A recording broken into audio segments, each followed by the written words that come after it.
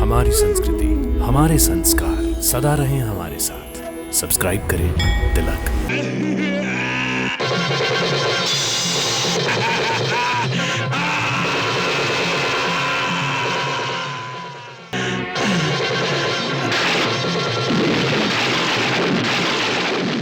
शीश समुद्र में जाए गिरा, जगदीश्वर ने ब्रह्मदंड जो मारो।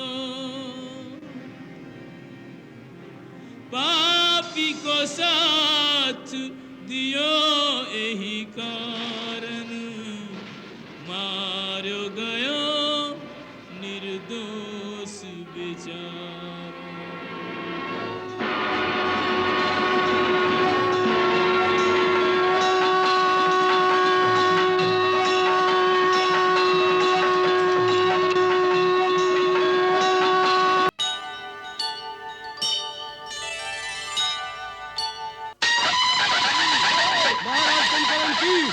महाराज कुंभकर्ण की जय, महाराज कुंभकर्ण की जय, महाराज। यही धर्म कर्तव्य, यही समयोचित ज्ञान, भाई पर भाई चला होने को बलिदान।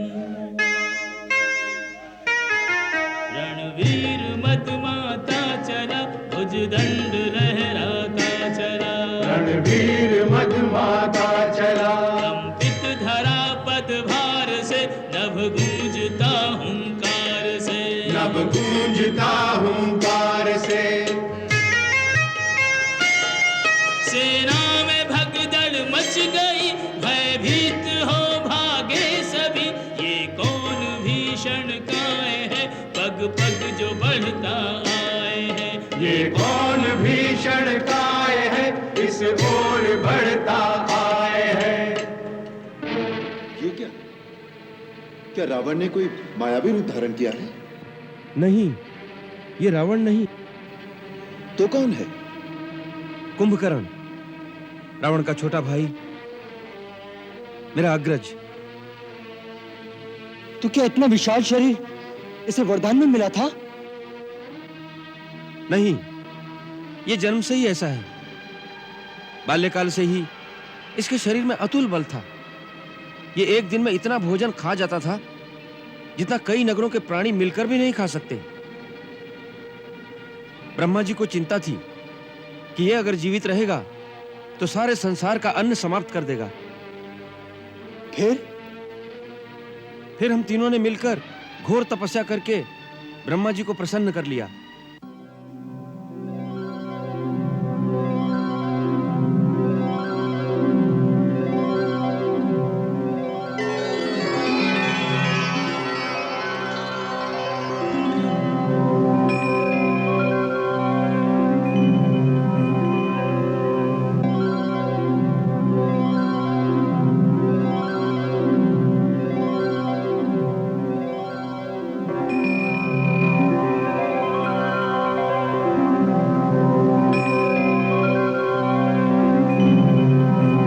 ब्रह्मा जी ने तीनों से वर मांगने के लिए कहा, तब कुंभकर्ण इंद्रासन मांगना चाहते थे। इंद्रादि देवता भयभीत हो गए और उन्होंने माता सरस्वती की सहायता मांगी।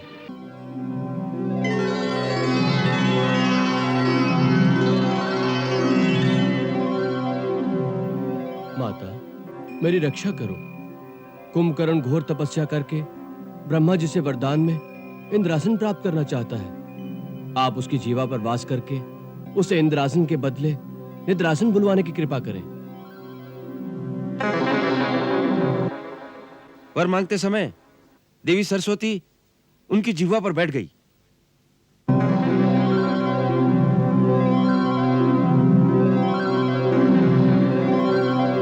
और जब ब्रह्मा जी ने पूछा तब उन्होंने इंद्रासन के स्थान पर निद्रासन का वर मांग लिया। पितामह, मुझे निद्रासन चाहिए। तथास्तु। वत्स कुंभकर्ण, अब तुम जीवन भर निद्रा के आसन पर सोते रहोगे। नहीं पितामह, नहीं नहीं पितामह। हे देव, आपने इसे जीवन तो दिया, परंतु यह आशीर्वाद देकर इसका जीवन मृत्यु समान कर दिया। जीवन भर निद्रा में रहेगा तो संसार को क्या देखेगा, क्या भोगेगा? ऐसे जीवन का क्या अर्थ? पितामह, जिसे स्वयं जीवन दिया उससे यह अन्याय न करे। ब्रह्म वाक्य मिथ्या नहीं होगा। फिर भी दशानन, तुम्हारे भ्रातृ प्रेम से द्रवित होकर हम कुंभकर्ण को केवल एक दिन जागने का अवसर प्रदान करते हैं। 6 मास तक गहरी निद्रा में लीन रहेगा।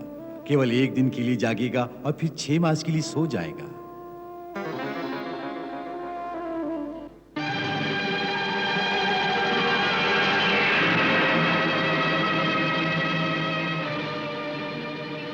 तो क्या इसके 6 मास आज ही समाप्त हुए? नहीं, अभी 6 मास समाप्त नहीं हुए। रावण ने आपत्ति काल जानकर इसे बलपूर्वक जगा दिया है। मेरे गुप्तचरों का कहना है कि इसने जागने के पश्चात रावण को बहुत समझाने की कोशिश की कि अब भी वो माता सीता को लेकर आपकी शरण में आ जाए, परंतु रावण ऐसी कोई बात सुनना नहीं चाहता और इसे युद्ध में भेज दिया है, क्योंकि कुंभकर्ण एक ही दिन में सारी वानर सेना को खाकर समाप्त कर सकता है। तब तो अति शीघ्र इस दैत्य को समाप्त कर देना चाहिए। भैया, मुझे आज्ञा दीजिए। नहीं लक्ष्मण, इसे ब्रह्मा जी का वरदान प्राप्त है, इसके लिए हमें स्वयं जाना होगा। यदि आपकी अनुमति हो तो मैं जाऊं प्रभु? नहीं महाराज विभीषण, हमने आपको लंका के राज सिंहासन पर बिठाने का वचन दिया है। आपके जीवन को संकट में नहीं डालेंगे।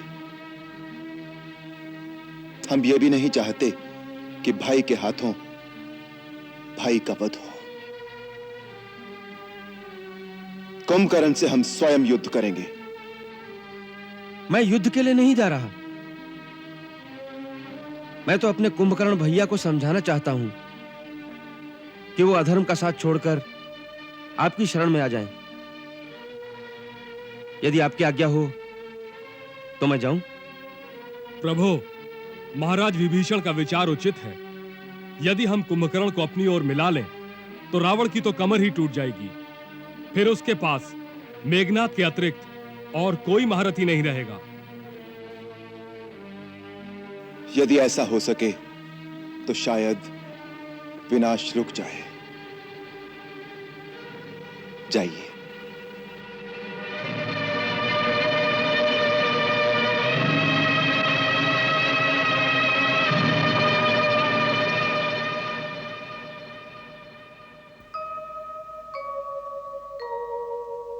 धर्मज्ञ विभीषण चाहे निज भाई को समझाए। है कुंभकर्ण बड़ा ज्ञानी, संभव है कि मान भी जाए। एक अभिमानी की करनी हमें आज कहाँ ले आई। बैरी की भांति खड़े हैं भाई के सन्मुख भाई। होनी को क्या कोई टाले, लिखे को कौन मिटाए। होनी को क्या कोई टाले, लिखे को कौन मिटाए। होनी को क्या कोई टाले, लिखे को कौन मिटाए।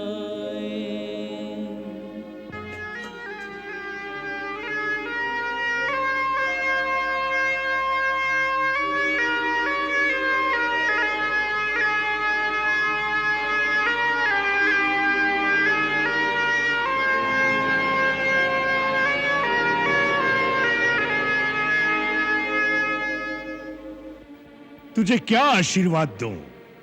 चिरंजीवी होने का वरदान तो तुझे स्वयं ब्रह्मा दे ही चुके हैं। मुझे इतना ही वरदान दीजिए भैया कि मैं सदा धर्म और नीति के मार्ग पर ही चलूं। मैं कभी अधर्म के मार्ग पर न जाऊं। ये वरदान भी तू ब्रह्मा से पा चुका है। ऐसा लगता है कि अब इन बातों के पर्दे में तुम अपने धर्म विरुद्ध कार्य को छुपाने की चेष्टा कर रहे हो।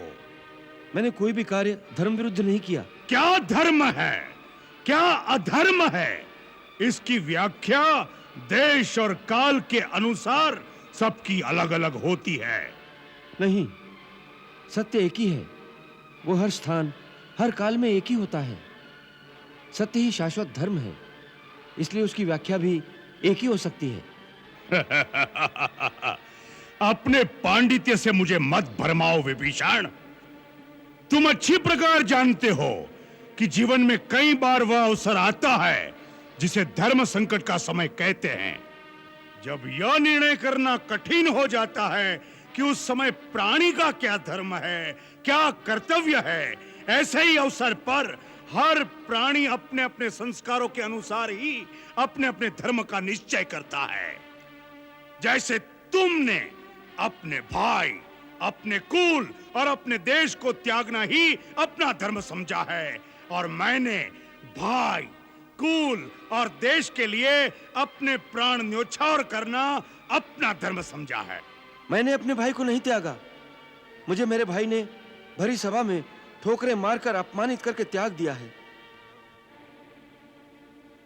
मैं उनके और उनके कुल के हित की ही बात समझा रहा था कि परदारा हरण हमारा काम नहीं, इसलिए श्री राम से विरोध त्याग कर देवी सीता को वापस दे दो और अपने कुल और अपनी जनता की रक्षा करो। मैं उन्हें अधर्म के मार्ग से हटाना चाहता था, परंतु कामवश उन्हें अधर्म ही प्यारा था। इसमें मेरा क्या दोष है?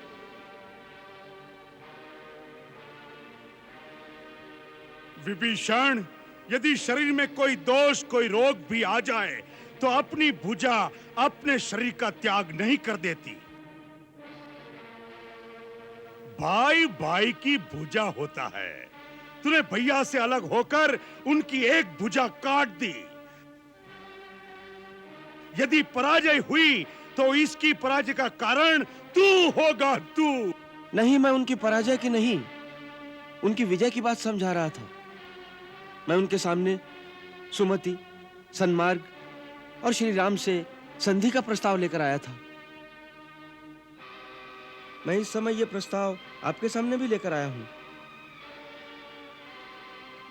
भैया, लंका का जो राज्य श्री राम ने मुझे प्रदान किया है, वो राज्य मुझे नहीं चाहिए।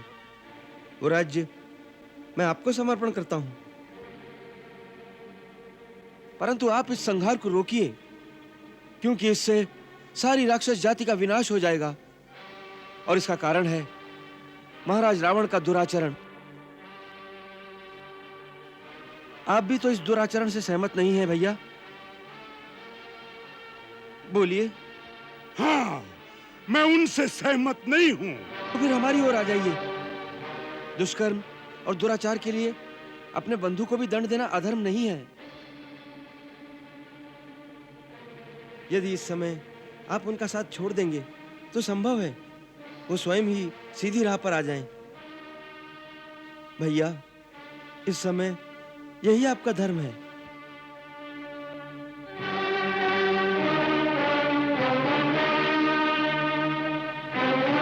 अरे विभीषण, जिसे तू धर्म कह रहा है, उससे बड़ा अधर्म और कुछ नहीं हो सकता।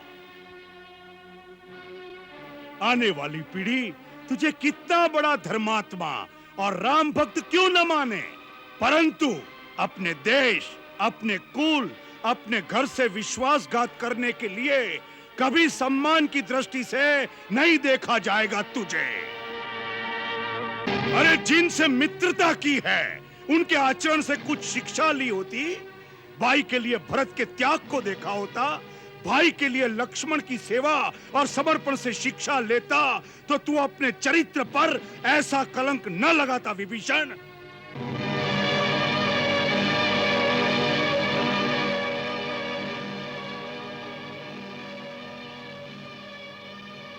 भरत और लक्ष्मण के चरण चिन्हों पर चलने के लिए श्री राम जैसा आदर्श और मर्यादा पुरुषोत्तम भाई भी होना चाहिए।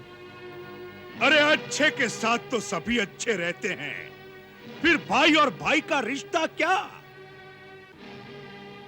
विभीषण, इस युद्ध में क्या भैया अकेले ही मर जाएंगे?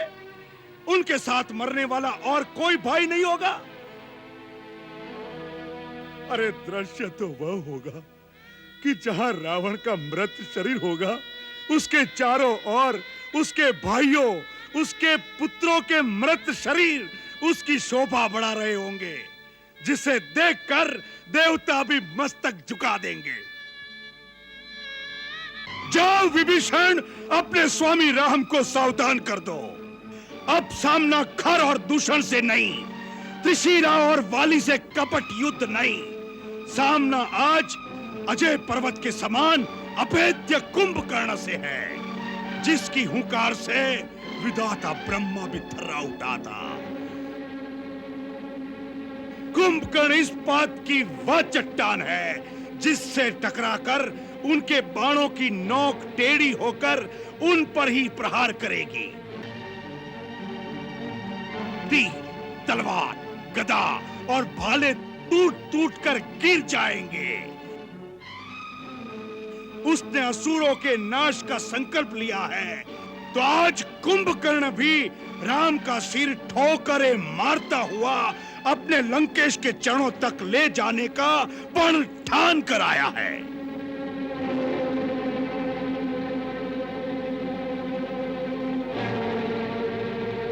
जा, जा मेरे भाई, तू निहत्था मेरे सामने मत खड़ा रहे। मुझे अपना पराया नहीं सूझ रहा, अपने आपे में नहीं हूं अब मैं।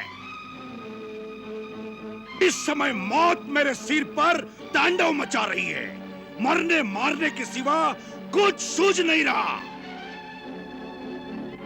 जा, चला जा अपने स्वामी की ओर से तू युद्ध कर। अपने राजा, अपने भाई के लिए मैं युद्ध करूं। इस समय यही हमारा धर्म है, यही हमारा कर्तव्य है, यही हमारा लक्ष्य है। जा, जा मेरे भाई, मेरे मित्र, मेरे शत्रु, जा।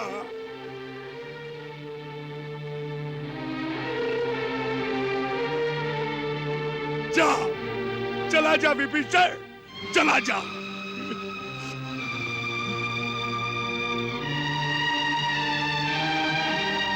जा, चला जा विभीषण, चला जा।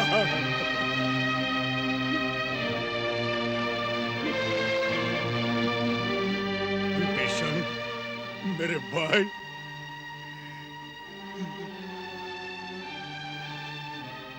यदि हम सबका मरण निर्धारित है, तो विश्रवा वंश के विनाश के पश्चात हम सबका क्रियाकर्म शास्त्रोक्त रीति से करके अपने कर्तव्य का पालन भी करना, क्योंकि तू अकेला ही बचेगा।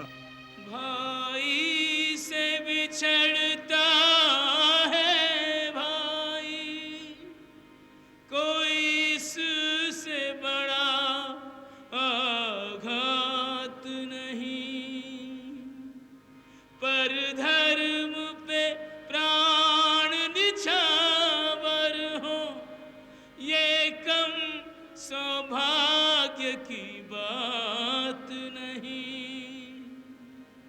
रण में तो भविष्य अनिश्चित है, जीना मरना निज हाथ नहीं, किस तीर पे किसका नाम लिखा, ये बात किसी को ज्ञात नहीं।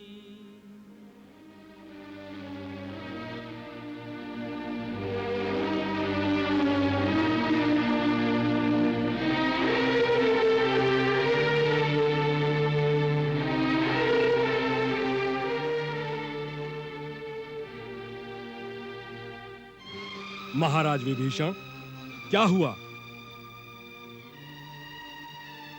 कुंभकर्ण नहीं माने। उन्हें अपने कुल की आन पर बहुत गर्व है।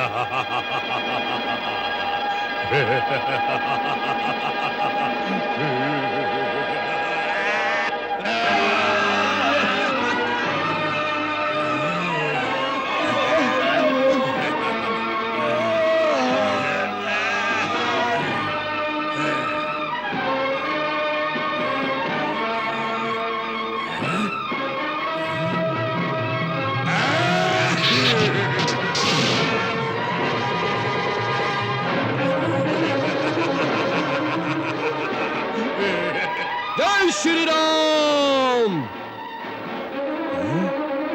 जय श्री राम।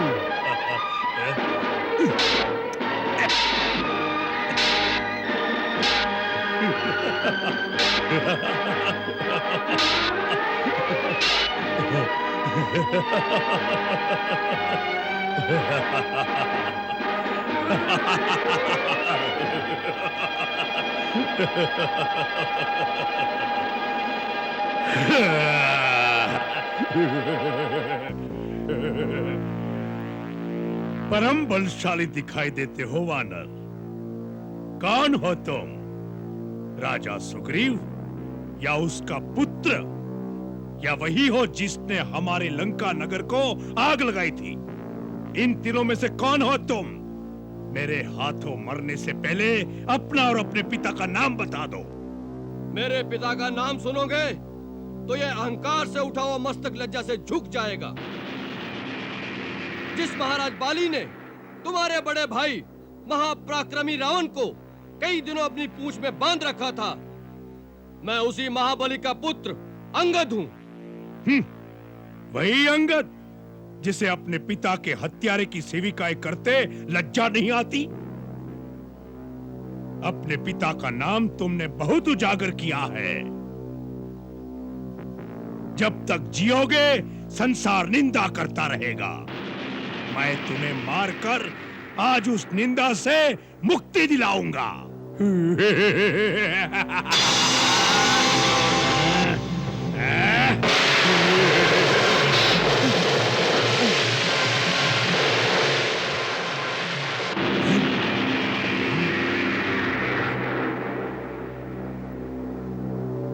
दो योद्धाओं के बीच आने वाले तुम कौन हो? ये वानर साम्राज्य के युवराज अंगद हैं। इनकी रक्षा करना मेरा कर्तव्य है। तुम राजा सुग्रीव हो? नहीं, मेरा नाम हनुमान है। हनुमान तो तुम ही हो लंका का संहार करने वाले। आज कुंभकर्ण तुम्हारी सेवा का पारितोषिक तुम्हें देगा। पारितोषिक तो तब दोगे जब मेरे हाथों जीवित बचोगे।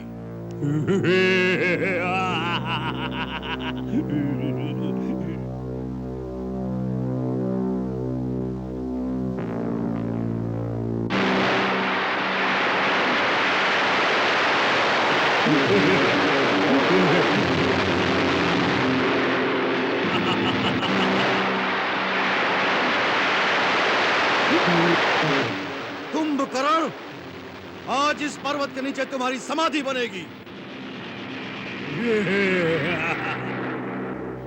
मैं तुम्हें इसका भी अवसर देता हूं। अपने मन की इच्छा पूरी कर लो हनुमान, और मैं वचन देता हूं कि यदि मैं इस शिला के आघात से तनिक भी विचलित हुआ तो अपनी हार मानकर नगर में वापस चला जाऊंगा। फिर कभी युद्ध भूमि में नहीं आऊंगा। फेंको, फेंको अपनी पूरी शक्ति के साथ, फेंको।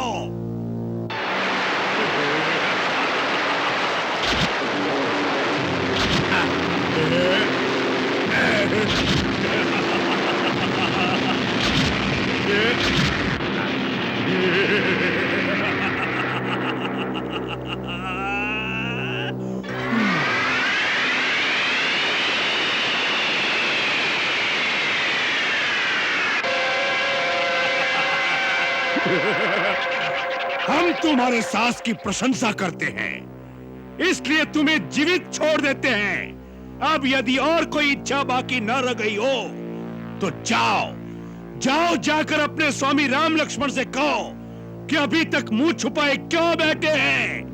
कुंभकर्ण उन्हें युद्ध के लिए ललकार रहा है, मैदान में आए। भैया, ये ललकार मुझसे सही नहीं जाती। अब मुझे आज्ञा दीजिए, यह हमारी सारी सेना का नाश कर देगा। जाओ लक्ष्मण।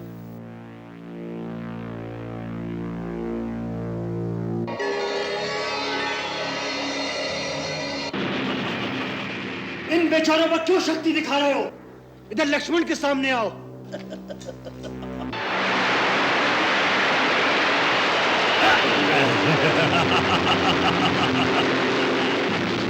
लक्ष्मण, अकेले ही आए हो? यदि तुम दोनों भाई एक साथ नहीं मरना चाहते तो ऐसा ही सही। व्यर्थ में गाल बजाने से क्या लाभ कुंभकर्ण? तुमने ललकारा था, मैं आ गया हूं। अब वीरता से युद्ध करो। अवश्य अवश्य। रावण के छोटे भाई और राम के छोटे भाई में कैसा युद्ध होगा, यह देखने के लिए आकाश में देवतागण खड़े हैं। लक्ष्मण, हमारी बहन शूर्पणखा निरपराध थी। तूने जिन हाथों से उसकी नाक काटी है, आज मैं उन हाथों को काट कर धरती पर फेंक दूंगा, तब मेरे मन को शांति होगी।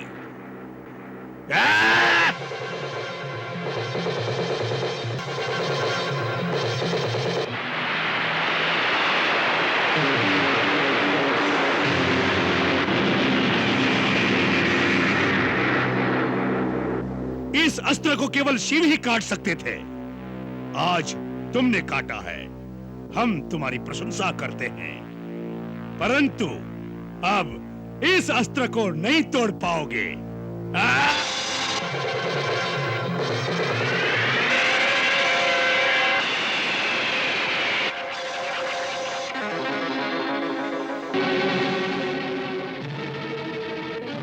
तो लो अब स्वयं शिव का अमोघ त्रिशूल।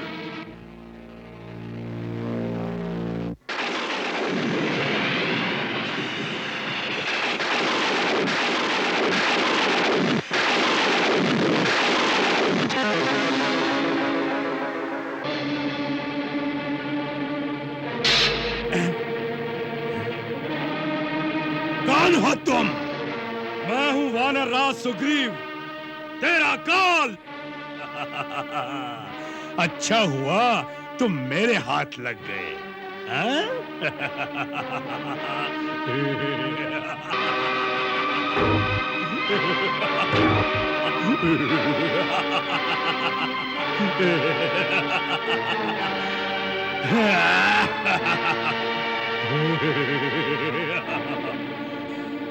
अच्छा हुआ तुम मेरे हाथ लग गए।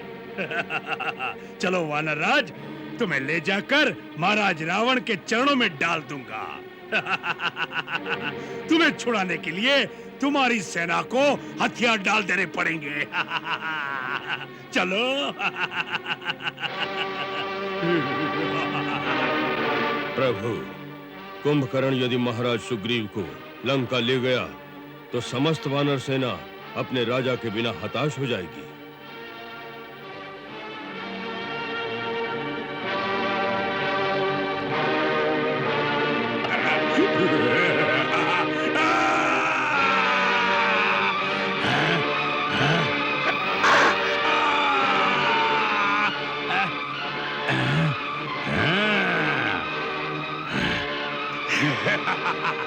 तो तुम भी आ गए, बहुत अच्छा किया। मैं केवल तुम्हारी प्रतीक्षा कर रहा था। मैंने तुम्हारे अनुज को बालक समझकर छोड़ दिया। हनुमान और सुग्री के प्राण भी नहीं लिए, क्योंकि इन छोटे मोटे वानरों को मारने से मुझे क्या यश मिलता। मैं केवल तुम्हारी प्रतीक्षा में अब तक घूम रहा था, बार बार चुनौती दे रहा था कि उसे सुनकर शायद तुम्हारी रगों में क्षत्रिय लोग फड़क उठे और तुम उसी प्रकार मेरे सामने आ जाओ जैसे यम के पुकारने पर जीवात्मा शरीर से बाहर आ जाती है। ये समझ लो कि तुम स्वयं चलकर मृत्यु के देवता के सामने आ गए हो। मैं मृत्यु के देवता को साक्षात देख रहा हूं, जो इस प्रतीक्षा में खड़े हैं कि कब मेरे बाणों से तुम्हारा मस्तक कटे और वो तुम्हारे प्राणों को लेकर यमलोक चले जाए। इसका निर्णय तो अभी हो जाएगा कि कौन यमपुरी जाएगा। इसका निर्णय तो उसी समय हो गया था जब तुमने विभीषण के परामर्श को ठुकराकर हमारी शरण में आना स्वीकार नहीं किया। हमने तभी समझ लिया था कि तुम्हारे पापों का फल अभी बाकी है, जिसके कारण तुम मुक्ति के द्वार तक आकर भी मृत्यु के द्वार की ओर मुड़ गए। मृत्यु का द्वार देखना चाहते हो तो या लो।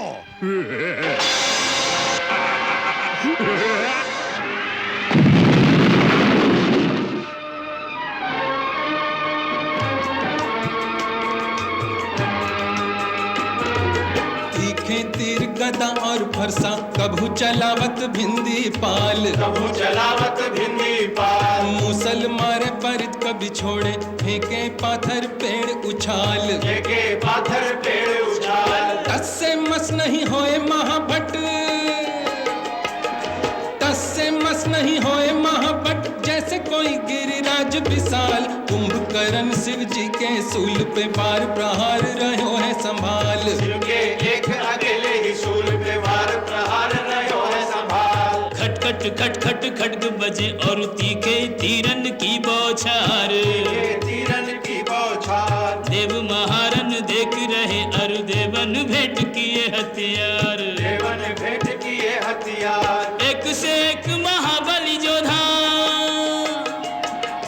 एक से एक महाबली जोधा, को न कहू से मानत हार। जब तक चाहे खेल करे, जब चाहे राम करे संहार, जब तक चाहे खेल करे, जब चाहे राम करे संहार।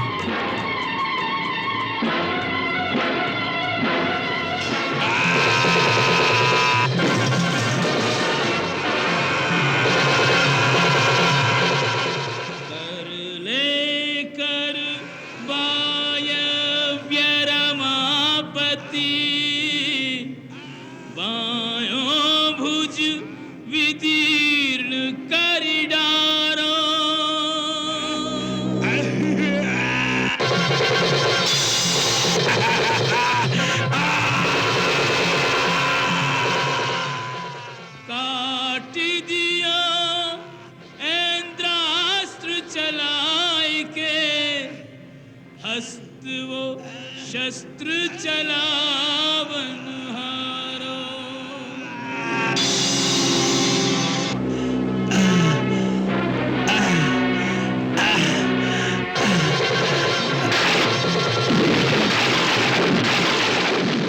शीश समुद्र में जाए गिरो, जगदीश्वर ने ब्रह्मदंड जो मारो।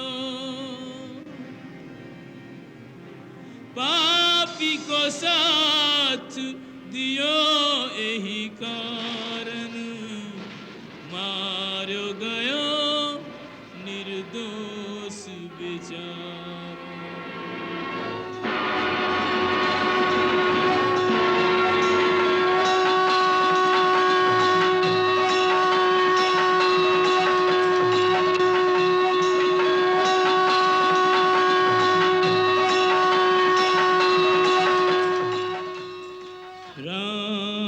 समर्थक राम जन,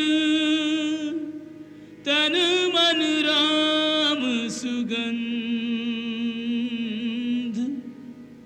तदपि रुलावे रक्त का अविच्छिन्न संबंध। नहीं नहीं, कुंभकर्ण अमर है, अविनाशी है, काल भी उसका काल नहीं बन सकता। ब्रह्मा, विष्णु, महेश, सुरेश, किसी के तुणीर में वह बाण नहीं जो कुंभकर्ण के प्राण ले सके। यह असंभव है, असत्य है।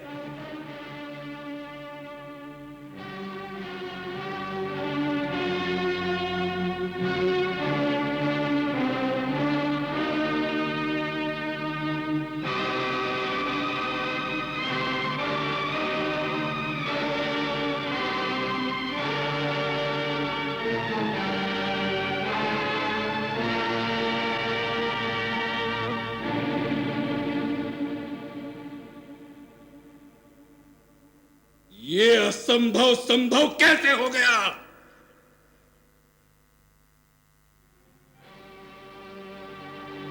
कहीं ये स्वप्न तो नहीं जो हम देख रहे हैं? क्योंकि कुंभकर्ण का मरना सत्य नहीं हो सकता, नहीं हो सकता, नहीं हो सकता। ये सत्य है सुरेश्वर। राम के बाण ने इस असंभव को संभव कर दिया है। शक्ति के उस सागर को अपूर्व अतुलित राम के बाण ने हमारे महाबली कुंभकर्ण महाराज को धराशायी कर दिया है। ये सत्य है। हमारे महाबली महाराज कुंभकर्ण युद्ध भूमि में सदा के लिए सो गए लंकानाथ। ये सत्य है।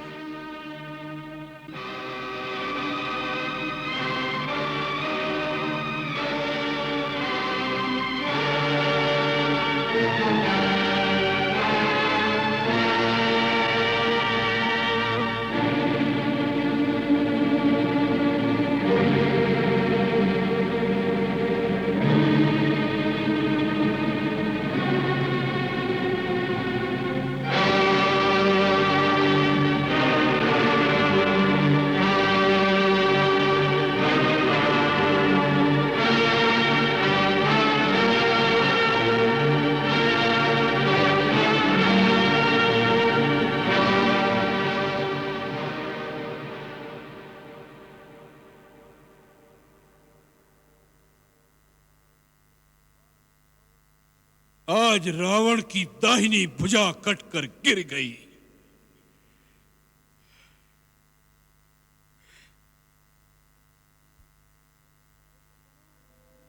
कुंभकर्ण, मेरे भाई, हमने ब्रह्मा से तुम्हारे जागने का एक दिन इसलिए नहीं मांगा था कि तुम लंकेश की आन पर अपने प्राणों की आहुति दे दो। आज तुमने दशानन रावण के अटल विश्वास की नींव को हिला दिया है। कुंभकर्ण, हिला दिया है।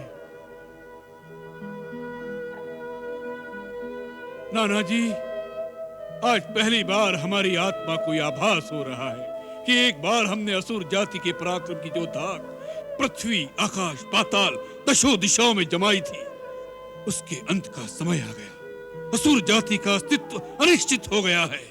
नहीं, नहीं पिताश्री, इंद्र का वज्र, विष्णु का सुदर्शन और शंकर का त्रिशूल भी असुरों का अस्तित्व नहीं मिटा सके, तो बेचारे राम के बाण क्या कर लेंगे? युद्ध में तोला माशा हानि लाभ तो होता ही रहता है, परंतु उससे राष्ट्र की गतिविधि तो नहीं रुक जाती।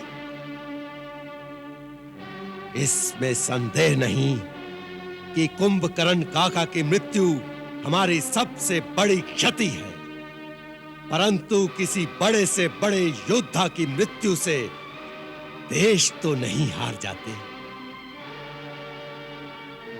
महाराज, एक पर्वत टूट जाने से पृथ्वी पर प्रलय नहीं आ जाती। भैया इंद्रजीत ठीक कह रहे हैं। घात प्रतिघात न हो तो युद्ध कैसा? गहरे से गहरे घाव को भी योद्धा को हंसते हंसते सहना पड़ता है। वीर की आंखों में आंसू नहीं, अंगारे बरसने चाहिए, तभी बैरी का बल क्षीण होता है। आपने अकेले ही तीनों लोकों में त्राही त्राही मचा दी। मेघ गर्जना करने वाले अपने अमेघ रथ पर सवार होकर ब्रह्मा जी से प्राप्त शक्ति, धनुष बाण धारण करके और कवच पहनकर आप जब रणभूमि में जाएंगे तो राम लक्ष्मण के धनुष बाण तिनके के समान हवा में उड़ जाएंगे। आप तो हमारे आदर्श हैं पिताश्री। आप इस प्रकार हतोत्साह की बातें कर रहे हैं। अतिकाय पुत्र, तुम परम शूरवीर हो, परंतु कुंभकर्ण लंका की नींव था, नींव। कुंभकर्ण की मृत्यु का अर्थ है लंका की नींव का शक्तिहीन हो जाना।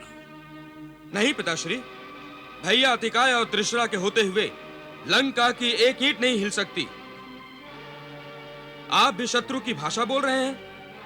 जैसे अकेले कुंभकर्ण को मारकर वो वनवासी ये समझ बैठे हैं कि उन्होंने लंका जीत ली। देवांतक नाम है मेरा। देवों की शक्ति का अंत करके देवांतक नाम पड़ा है पिताश्री। मैं वचन देता हूं आपको कि मैं राम लक्ष्मण का अंत करके नया कीर्तिमान स्थापित करूंगा। कल से मेरा नाम रामांतक हो जाएगा। नहीं, मेघनाथ के होते हुए छोटे भाइयों का युद्ध में जाना ठीक नहीं। पिताश्री की चिंताओं का मैं एक दिन में ही अंत कर दूंगा। भैया इंद्रजीत, हम आपसे आयु में छोटे हैं, परंतु वीरता आयु के अधीन नहीं होती।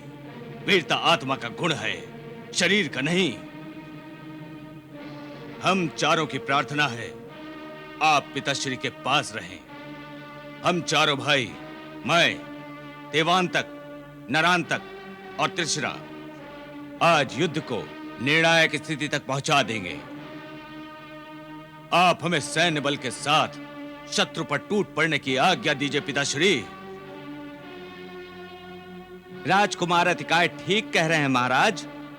हमें विश्वास है इन महाबली महाभट्ट महारथियों के बाद कल युद्ध की आवश्यकता ही नहीं रह जाएगी। अतिकाय, त्रिशिरा, नरांतक, देवांतक,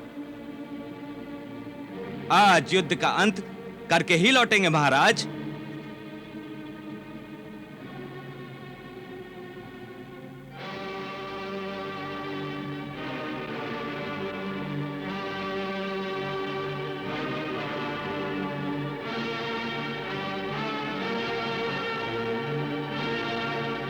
अतिकाय, त्रिशिरा, नरांतक, देवांतक, आज तुमने हमारे हारे हुए मन में नई उमंग, नया उत्साह भर दिया है। जाओ, आज सारा संसार रावण के इन महाबली पुत्रों का पराक्रम देखे। जाओ, आज दशों दिशाओं में असुरों का जय घोष गुंजा दो। सेनापति अकंपन, सेनानायक, प्रमुख सेनानायक, आप सब राजकुमारों के साथ अपनी अपनी सेना लेकर जाओ, ताकि कोई शत्रु योद्धा उन पर छुपकर पीछे से आघात न करे। इस बात का विशेष ध्यान रखा जाए। जाओ और उन वनवासियों को समाप्त करके आज लंका की विजय का शंखनाद करते हुए वापस आना। जाओ।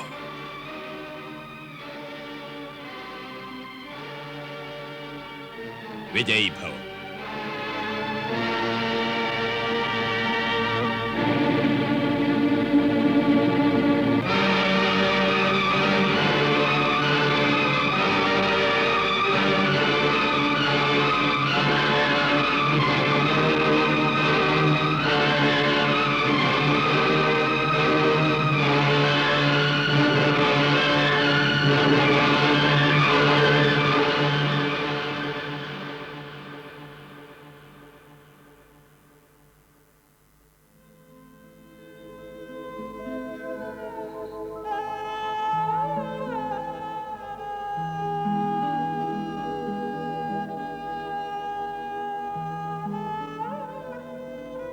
महाराज विभीषण, धीरज रखिए। होनी को कौन टाल सकता है? लक्ष्मण, कुंभकर्ण जैसे भाई का मिलना बड़ा कठिन है। मैंने सदा उनके आश्रय में प्यार ही पाया था। आज मुझे ऐसा लग रहा है जैसे मैं इस संसार में अकेला ही रह गया हूं।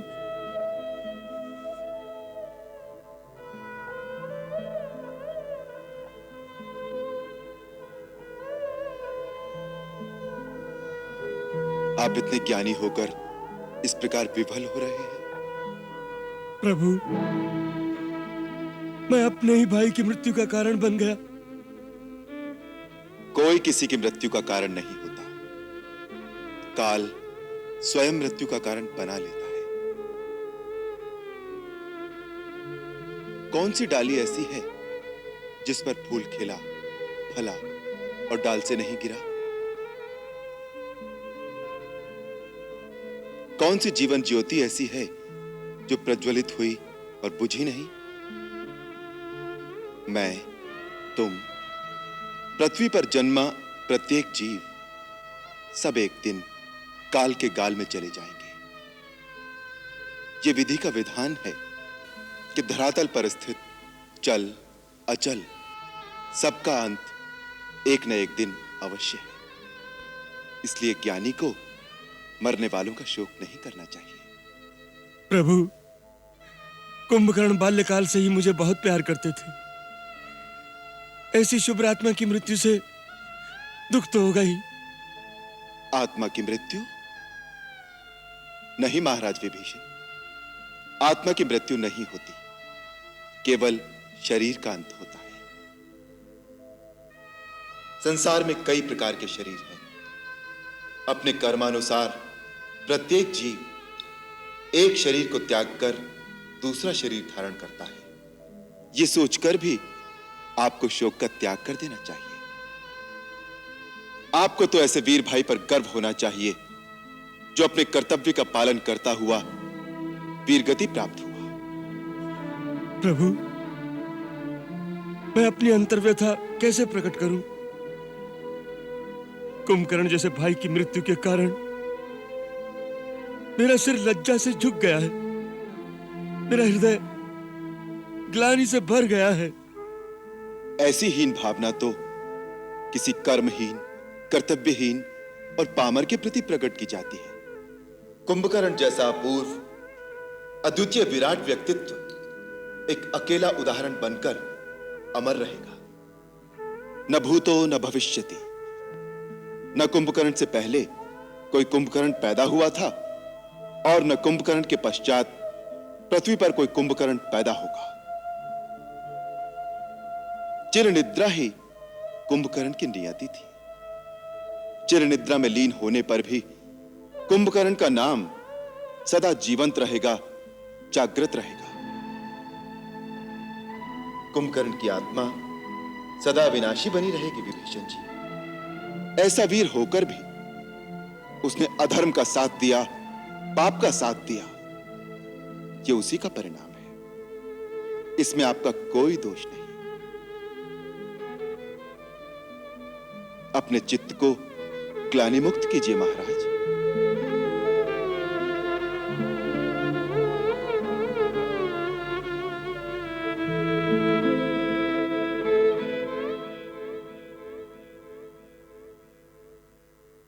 क्या कह रही हो माता? रघुनाथ के बाणों ने कुंभकर्ण को युद्ध भूमि में सदा के लिए सुला दिया। कुंभकर्ण तो असुरों में सबसे अपार शक्तिवान था। पुत्री, तेरे स्वामी श्री राम तो सर्वशक्तिमान हैं। उस धीर, वीर, गंभीर, अटल शैल शिखर से टकराकर सारी शक्तियां चूर चूर होकर बिखर गई हैं। कुंभकर्ण की मृत्यु से बड़ा गहरा आघात पहुंचा है महाराज रावण को। क्या इस आघात से रावण के हृदय में परिवर्तन हो सकेगा? यही तो दुर्भाग्य की बात है। आघात हृदय को किंचित विचलित करके रह जाते हैं, परंतु राजहट और कुमति कुमार्ग से उसे तिल भर भी विचलित नहीं करती। आज अपने सारे महारथी और महाभट सेनापतियों के सहित अत्यंत दुर्दर्श और दुर्दांत योद्धा आतिकाय के नेतृत्व में अपने सारे पुत्रों त्रिशिरा, नरांतक और देवांतक को युद्ध की ज्वाला में झोंक रहा है। राजकुमार अतिकाय की जय! राजकुमार अतिकाय की जय! राजकुमार अतिकाय की जय! राजकुमार अतिकाय की। आतिकाय अपने दल बल के साथ जा रहा है। जगदम्बे, जगदम्बे, मेरे स्वामी के दाहिने सदा विराजमान रहना मातेश्वरी।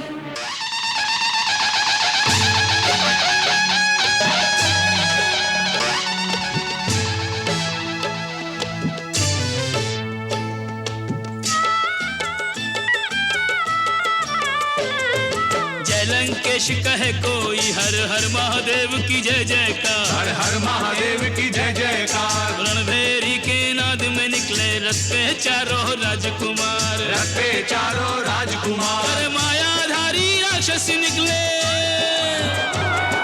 मायाधारी लेकर निकले अक्षय शस्त्र के भंडार, मरने मारने को डोले और सर पे है रही मौत सवार, मरने मारने को डोले और सिर पे है रही मौत सवार।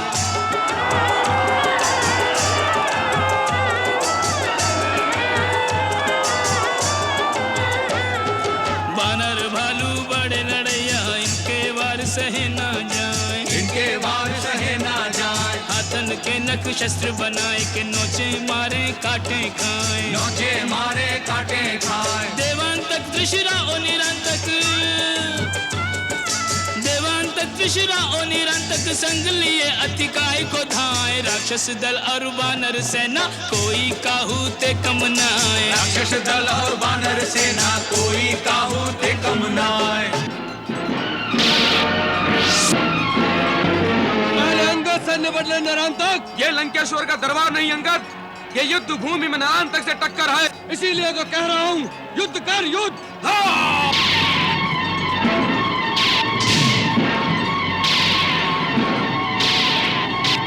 कहाँ है राम, कहाँ है लक्ष्मण?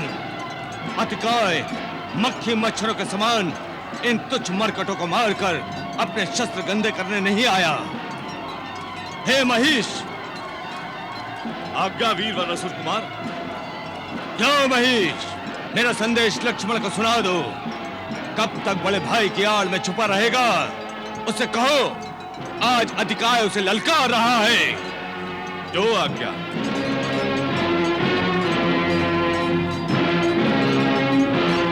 मेरे स्वामी श्रीमान अतिकाय ने कहा है कि हे राम, जो शोक तुमने मेरे पिता लंकेश के हृदय को उनके छोटे भाई महाबली कुंभकर्ण का शीश काट कर दिया है, मैं वही शोक तुम्हें देने की ठान कर आया हूं। काका कुंभकर्ण के शीश के बदले तुम्हारे भाई लक्ष्मण का मुंड ठोकरे मारता हुआ अपने पिताश्री के चरणों में अर्पण करने की सौगंध ली है मैंने। जिस प्रकार मेरे पिता अपने छोटे भाई के शोक में तड़प रहे हैं, उसी प्रकार तुम भी अपने छोटे भाई के शोक में तड़पो, तभी अतिकाय की प्रतिहिंसा की आग ठंडी होगी। यदि शत्राणी का दूध पिया है तो लक्ष्मण सामने आए। भैया मुझे आज्ञा दीजिए, अतिकाय की ललकार सुनने के बाद एक पल भी रुकना कायरता होगी। जाओ दूत, अपने स्वामी से जाकर कह दो कि अतिकाय की शिराओं में खौलते हुए रक्त का उबाल ठंडा करने लक्ष्मण अवश्य आएगा।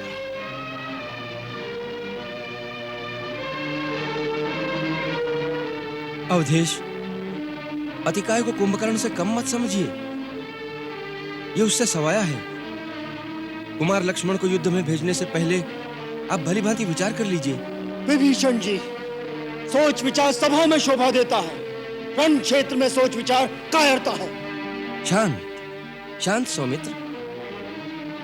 हे वीरवर, मैं आपके अंदर उमड़ते शौर्य के ज्वार को निरुत्साहित नहीं कर रहा, परंतु सम्रांगण के अथाह सागर में कूदने से पहले उसकी थाह को नाप लेना भी शूरवीर की सूझबूझ का ही लक्षण है। प्रभु, यह अतिकाय रावण की दूसरी रानी धान्यमालिनी का पुत्र है। उसके प्रचंड पराक्रम को आपने पहचाना नहीं। एक बार क्रोध से आग बबूला होकर अतिकाय अपने भुजबल से चक्रवाल गिरी को उखाड़ फेंकने को उद्यत हुआ। तब कैलाश शिखर से शूलपाणी शंकर ने अपने अग्निमुख त्रिशूल का प्रहार किया, तो इस भीम भयंकर अतिकाय ने उसे खिलौने के समान हाथ में पकड़कर अट्टहास करते हुए महादेव का भी मान भंग कर दिया।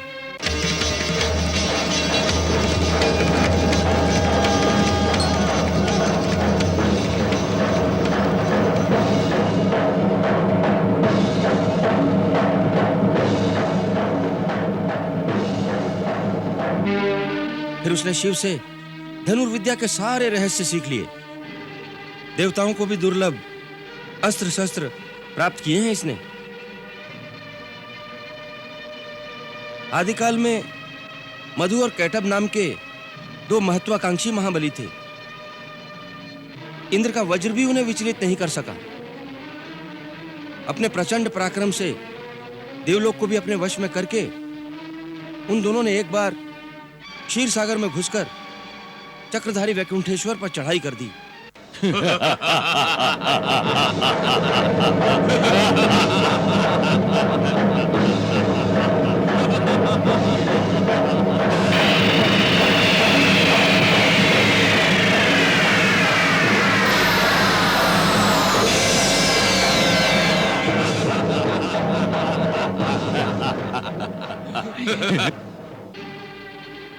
विष्णु ने सुदर्शन चलाया, परंतु सुदर्शन भी उन्हें लेश मात्र क्षति नहीं पहुंचा सका। अभूतपूर्व युद्ध हुआ। कहा गया है कि अति बली बुद्धिहीन भी होता है। उन मूर्खों ने इस विचार से कि विष्णु अब युद्ध के अंत की कामना करेंगे, उल्टे उनसे ही वर मांगने को कहा। मांगो, हम तुमसे बहुत प्रसन्न हैं विष्णु, हमसे वर मांगो।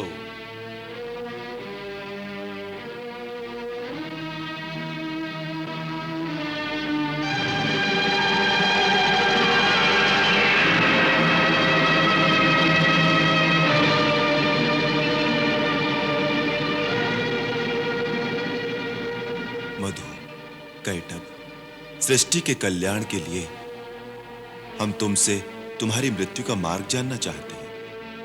अपने मरण का उपाय बताकर अपना वरदान पूरा करो। मान गए मायापति, हमें हमारे ही माया जाल में जकड़कर हमारा मान भंग कर दिया।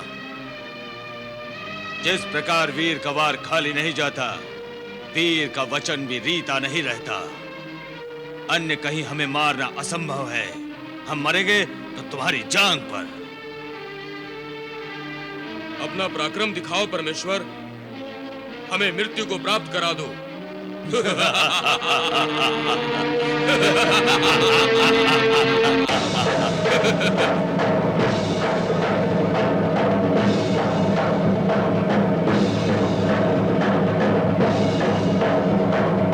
अगम अगोचर वैकुंठेश्वर विष्णु ने फिर ऐसी लीला रची। अपनी जंघा ऊपर नीचे सभी लोकों में व्याप्त करके बढ़ा दी। मधु कैटभ जांघों में फंस गए। फिर जगत नियंता जगन्नाथ ने अपनी कठोर गदा से मधु कैटभ दोनों का अंत कर दिया। मधु का मैदा विशाल भूमि पर सर्वत्र फैल गया। इसलिए यह पृथ्वी मेदिनी नाम से विभूषित हुई। हे पुरुषोत्तम, वही परम पराक्रमी मधु इस युग में मेरा ज्येष्ठ भ्राता कुंभकर्ण था, तथा अति बलशाली ब्रह्मा जी से अभेद्य कवच और देव दुर्लभ शस्त्रों को पाने वाला कैटभ यह अतिकाय है, जो कुमार लक्ष्मण को रणभूमि में ललकार रहा है। उसके पराक्रम का वृत्तांत सुनकर, उससे डरकर उसकी चुनौती को स्वीकार न करें। सुमित्रा नंदन के शौर्य और साहस के प्रति शंकित न हो बंधु विभीषण। आप लक्ष्मण के वास्तविक रूप और उसकी शक्ति के बारे में कुछ नहीं जानते।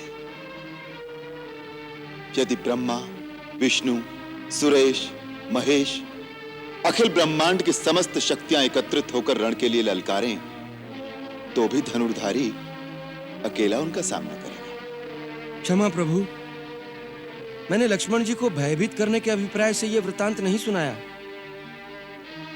केवल उस आतताई अतिकाय के बलाबल का अनुमान लगाकर उसका सामना करने के उद्देश्य से उसकी शक्ति की जानकारी आपको दी है। केवल इतनी प्रार्थना अवश्य करूंगा, वीर कुमार को अकेले न भेजें।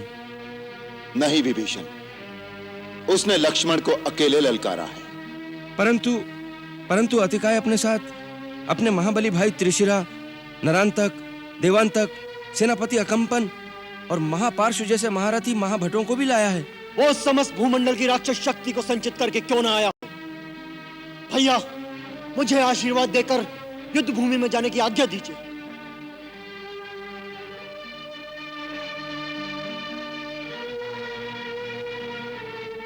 विजयी हो, रघुकुल की कीर्ति को उज्जवल करो आर्य श्रेष्ठ।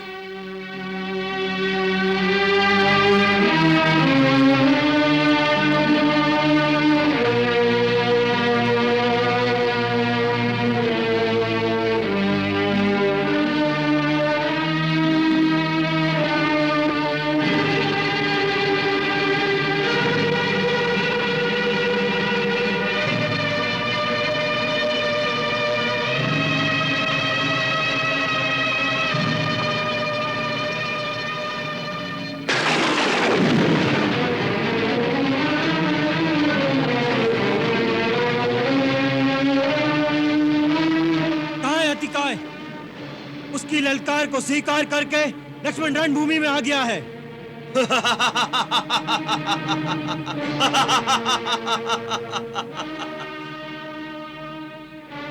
तो तू है लक्ष्मण। दूध के दांत अभी टूटे नहीं और तू लोहा चबाने की लालसा रखता है। छत्राणी माँ के दूध वाले दांतों की शक्ति को तूने अभी देखा नहीं। क्या तू ही अतिकाय है? मेरे भ्राता अतिकाय की एक हुंकार तुझे तेरी माँ की गोद में छुपने के लिए विवश कर देगी वनवासी छोकरे। पहले दारुक से तो दो दो हाथ कर ले। दारुक?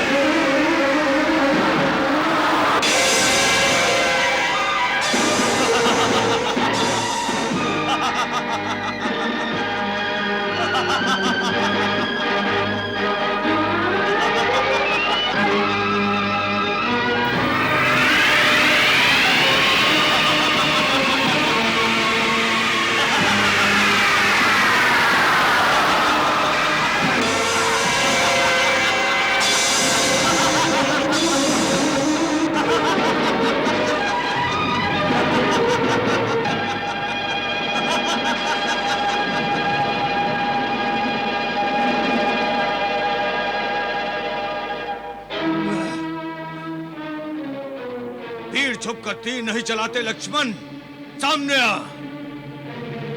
मैं तो तुझसे ही टक्कर लेने आ रहा था अहंकारी अतिकाय। दारुक की मौत तुझसे पहले उसे मेरे तीर के सामने ले आई। मैं अपने पिता की सौगंध खाकर आया हूँ और जो प्रण ठान कर आया हूँ वो तूने सुना नहीं लक्ष्मण? सुना है, सियारों की गीदड़ भपकियां बहुत सुनी है। तेरे इन्हीं प्रलापों का उत्तर देने आया है लक्ष्मण। मुझे उत्तर देने की आवश्यकता नहीं लक्ष्मण। आज जब तेरे प्राण यमलोक में चले जाएं, तो वहां मेरे काका कुंभकर्ण के चरणों में गिरकर उन्हें उत्तर देना। जब तुम इतनी बड़ी बड़ी बातें करते हो तो मुझे तुम पर हंसी आती है, क्योंकि मैं तुम्हारे सर पर मंडराती हुई मृत्यु को देख रहा हूँ। मृत्यु मेरे बाणों में तुम्हें दिखाई दे रही होगी लक्ष्मण, क्योंकि यही बाण तेरा मस्तक काटेगा। उस दृश्य की कल्पना करो जब तेरा कटा हुआ सर मेरे पिता के चरणों में लौट रहा होगा। भाई के लिए मेरे पिता श्री के हृदय का हाहाकार तेरे भैया राम के हृदय का करुण क्रंदन बनकर फूट फूट कर निकल रहा होगा। मेरे भैया को अनुज का शोक होगा या तेरा पिता पुत्र शोक में बिलखेगा, इसका निर्णय मेरे ये तीर करेंगे।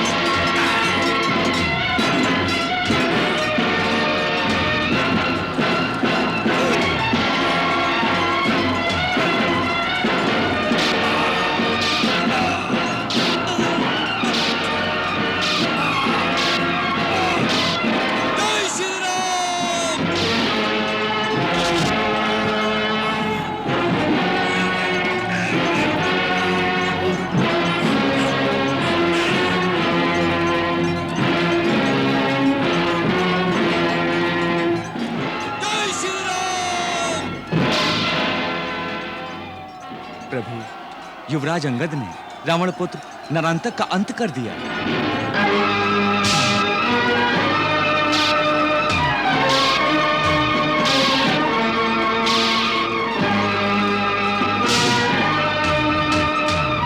जय श्री राम।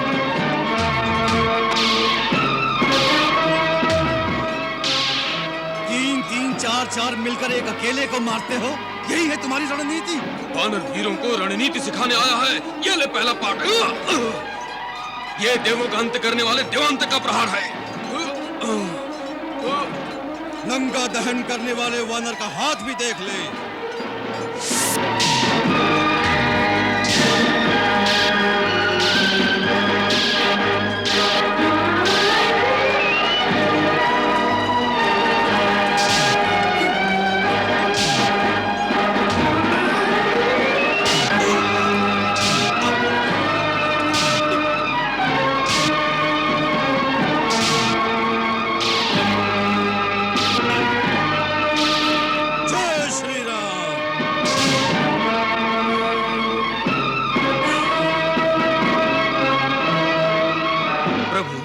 पवन पुत्र हनुमान ने देवताओं के परम शत्रु देवांतक का वध कर दिया है। अंगद और हनुमान के शौर्य की गाथाएं हम सुन चुके हैं। हम उत्सुक हैं लक्ष्मण अतिकाय संग्राम का परिणाम जानने को।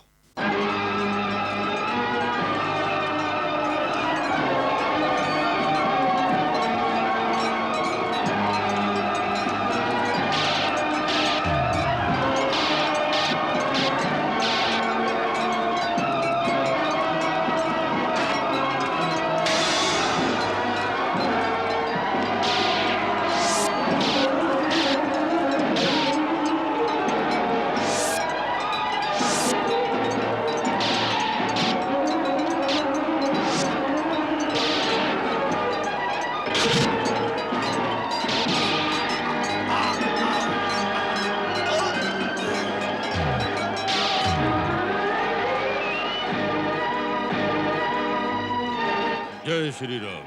प्रभु, महावीर बजरंग बली ने रावण के शक्तिशाली पुत्र त्रिशरा को उसी की तेजधार तलवार से यमधाम पहुंचा दिया। मायावी अतिकाय और लक्ष्मण का घोर युद्ध हो रहा है भगवान।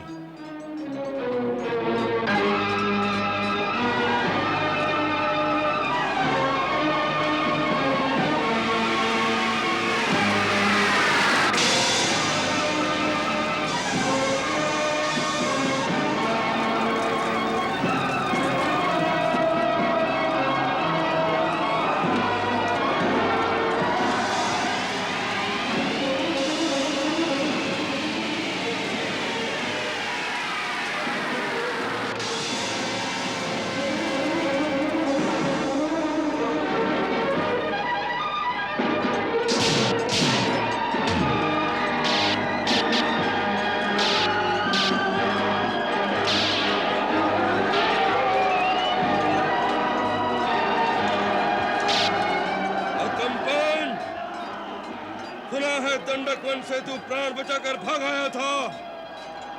उस समय श्री राम प्रभु दयालु थे, परंतु आज तू सुग्रीव के हाथों नहीं बच सकता। हर हर महादेव।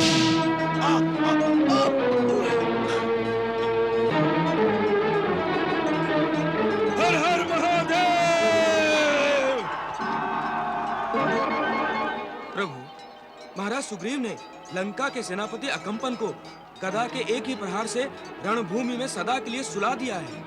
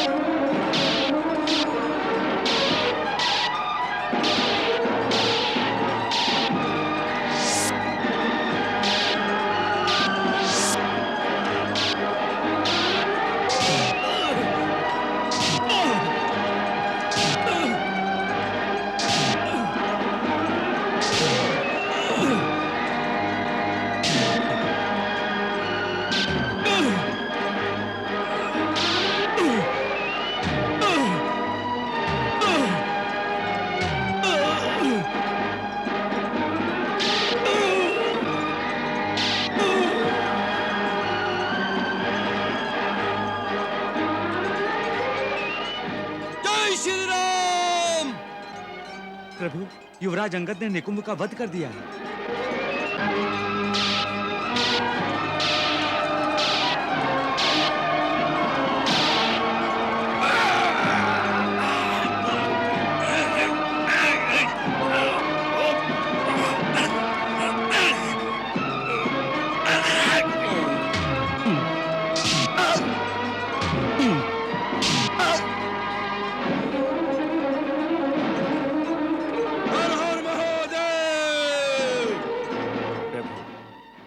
महाराज सुग्रीव ने महाबली कुंभ को धराशायी कर दिया है।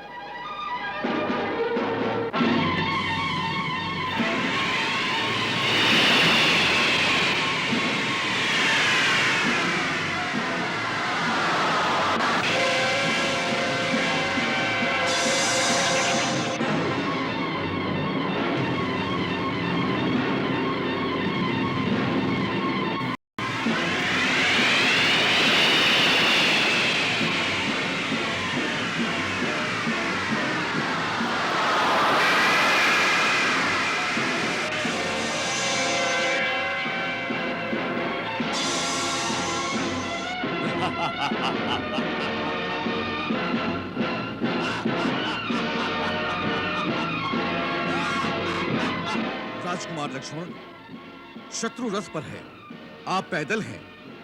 ये बराबरी का युद्ध नहीं। आप मेरे कंधे पर बैठकर युद्ध करें। नहीं हनुमान जी, लक्ष्मण के लिए ये सारी पृथ्वी एक रथ के समान है। आप चिंता ना करें।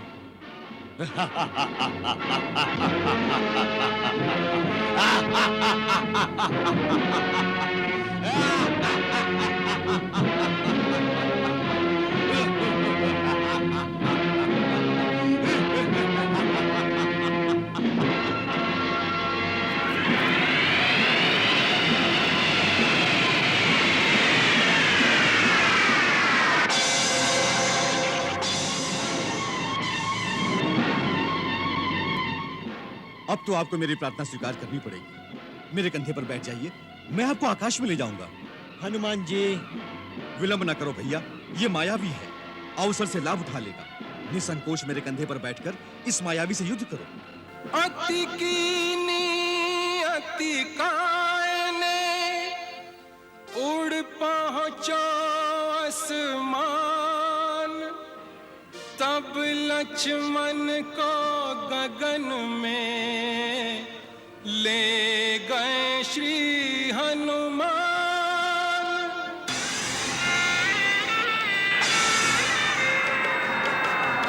लक्ष्मण के तीर पे तीर चले, नहीं हो तो प्रभाव प्रहारन को, नहीं हो तो प्रभाव प्रहारन को।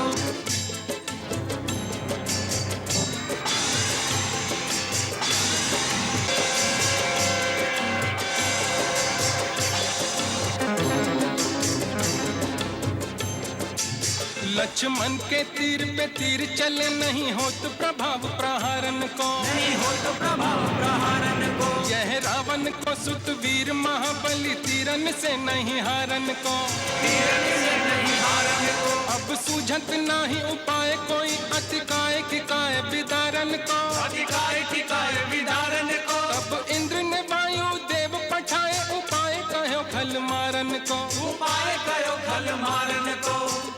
तब इंद्र ने वायु देव पठाए, उपाय कहो खल मार। प्रणाम पिताजी, दीर्घजीवी भव।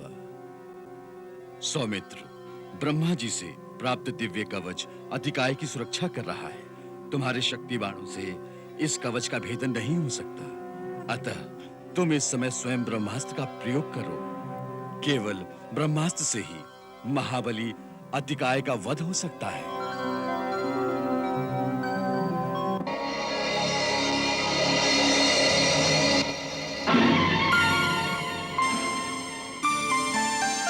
ब्रह्मास्त्र किया संधान,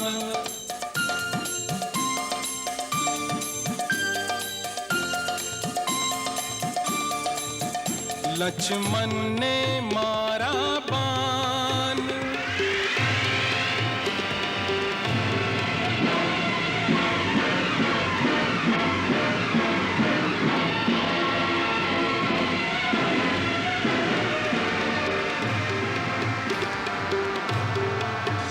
रथ सहित धरा पर आए गिरा,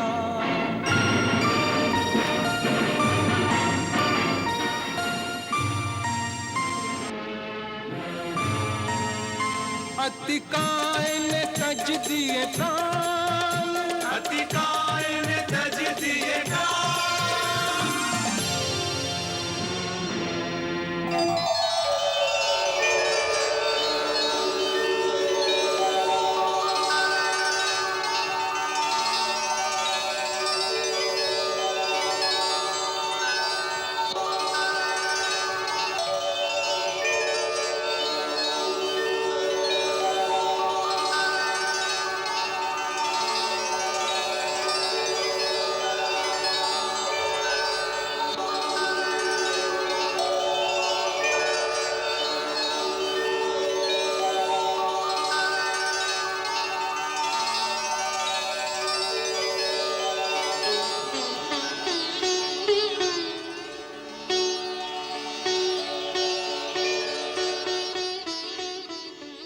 दीर्घजीवी हो, यशस्वी हो।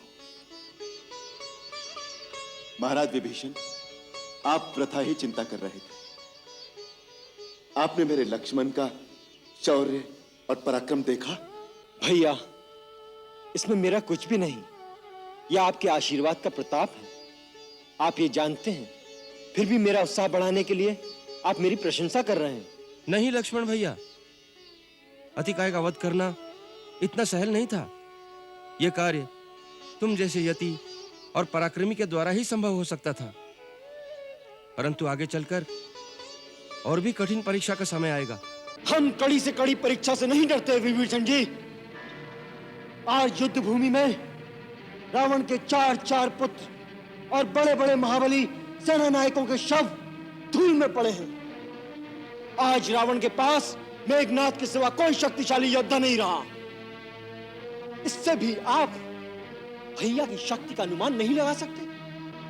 होता है, पूरा अनुमान होता है। यह दृश्य तो दारुण है ही, परंतु मैं उस दृश्य की कल्पना कर रहा हूं भगवान, जब सारी लंका एक महान श्मशान की भांति मृत शरीरों से भरी हुई होगी और उन पर रोने वाला भी कोई नहीं होगा। प्रभु, युद्ध का परिणाम कितना भयानक होता है। लड़ने वालों के साथ उनकी संस्कृतियों का भी विनाश हो जाता है। हाँ महाराज विभीषण, ये एक बहुत बड़ी विडंबना है कि सदैव धर्म की शक्तियों को अधर्म की शक्तियों के विरुद्ध शांति की स्थापना के लिए युद्ध करना पड़ता है। सत्य तो यह है कि मानव का सबसे बड़ा शत्रु स्वयं युद्ध है। मानव संस्कृति की पूर्ण विजय तब होगी जब संसार में सत्य और न्याय की विजय के लिए मानव को युद्ध की आवश्यकता ही नहीं होगी। विधवा हुई सुहागिने और अनाथ संतान, कौन कहे इसको नगर, यह तो है शमशान।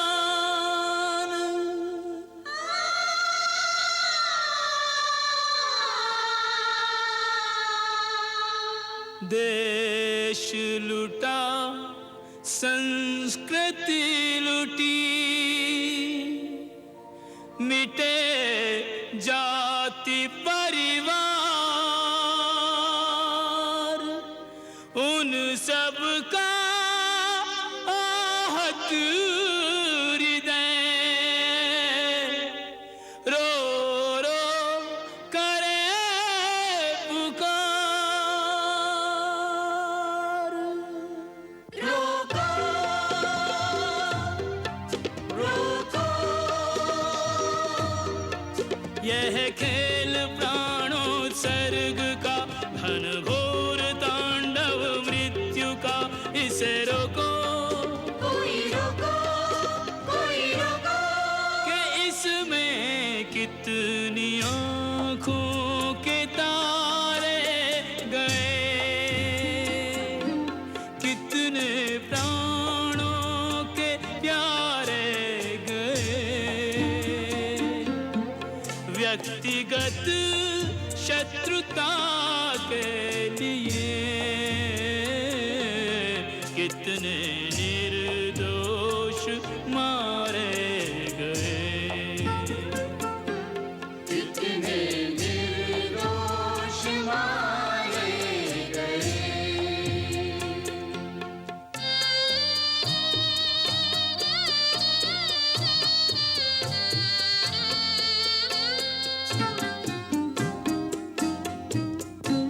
सर कहीं धड़ कहीं जा गिरे,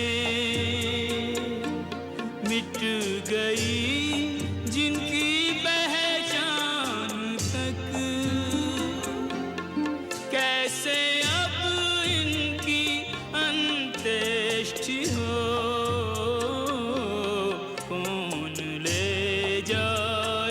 शमशान तक। कौन ले जाए शमशान तक।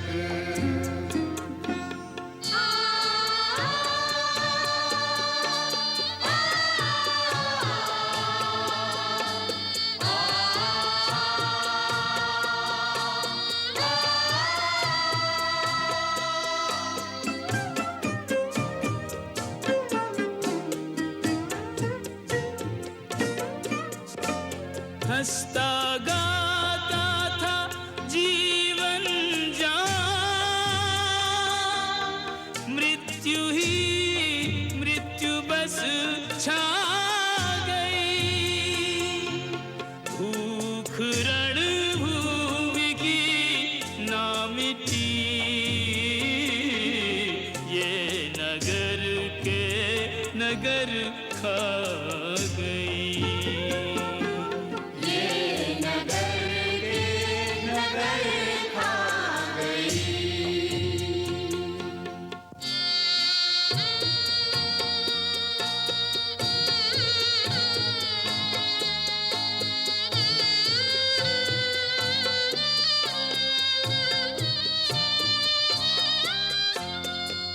रोको रोको प्राणी का घातक युद्ध है, यह युद्ध नीति विरुद्ध है। इसे रोको, यही रोको, युद्ध रोको। हाय रे कितनी मांगों का सिंदूर ले, युद्ध में रक्त धारा बही। युद्ध का कुछ भी कारण सही, इसका परिणाम होगा यही। इसका परिणाम होगा यही। मैं लुट गई, मेरे जीवन भर की पूंजी लुट गई। तो सुनो, मुझे छोड़ दो, क्या कर रही हो मालिनी? मुझे छोड़ दो, मुझे राजा से न्याय मांगने दो, मुझे राजा से न्याय मांगने दो। महारानी मंदोदरी, लंकानाथ, स्वामी, मेरा पुत्र, मेरा अतिका है, मुझे लौटा दो। मेरी ममता की गोद सूनी न करो। मैं राजा के दरबार में न्याय मांगने आई हूँ, अपना पुत्र मांगने आई हूँ। एक माँ अपनी उजड़ी ममता का पल्लू पसार कर तुम्हारे दरबार में पुकार करने आई है। मेरे जीने का एकमात्र सहारा मेरा अतिका है। मुझे लौटा दो मेरी आंखों की ज्योति, मेरी ममता का मोती। मेरा अतिका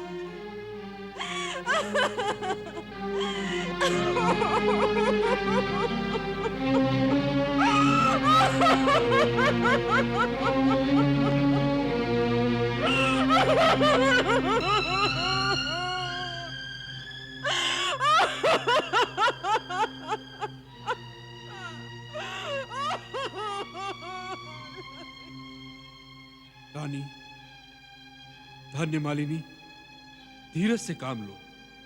अतिकाय हमारा भी पुत्र था। आप यदि ऐसा समझते तो उसे अपनी काम वासना की वेदी पर बलि न चढ़ा देते। मालिनी! हाँ महाराज, अपनी वासना के मद में शायद आपको इतना भी भान नहीं रहा कि एक एक करके आपने अपने समस्त पुत्रों की आहुति दे दी, अपनी सम्रानियों की कोख सूनी कर दी, इसलिए कि आपको सीता मिल जाए।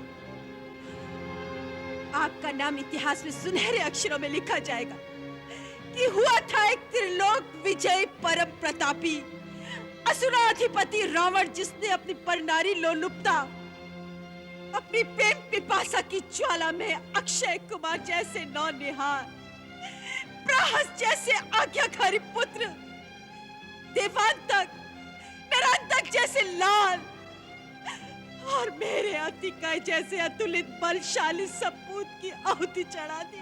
मालिनी! मैं पूछती हूँ कि जिस सीता की लालसा में ये सब कुछ कर रहे हैं, अब यदि वो सीता आपको मिल भी जाए तो क्या? हमारे पुत्रों के मृत शरीर पर पग धरती यदि वो राजमहलों में प्रवेश करेगी तो कौन उसका आदर करेगा? और आप भी अपनी प्रजा को क्या मुंह दिखाएंगे महाराज?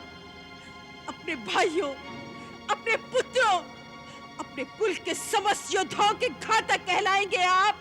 धन्य मालिनी, महारानी मंदोदरी, धन्य मालिनी को ले जाओ यहाँ से। हाँ, हाँ, हाँ महारानी मंदोदरी, चलो चलो चले यहाँ से। अभी लंका के राजभवन पूरी तरह शमशान नहीं हुए हैं। एक दीपक अभी टिमटिमा रहा है। लंकेश के महलों के दीवे में बाती जगाने वाला एक कुल दीपक तो अभी बाकी है महारानी मंदोदरी। पुलस कुल को पानी देने वाला तुम्हारा पुत्र मेघनाथ तो अभी तक जीवित है महारानी मंदोदरी। परम प्रतापी महाराज रावण, आपका ये महायज्ञ मेघनाथ की बलि चढ़ाए बिना कैसे पूरा होगा? असंभव, असंभव। मेघनाथ की बलि दे सके ऐसा वीर संसार में जन्मा नहीं है मातेश्वरी। इस धरती पर, धरती के तले पाताल में अथवा धरती के ऊपर अंबर में स्थापित देवलोक में भी ऐसा बलशाली एक भी नहीं है माता।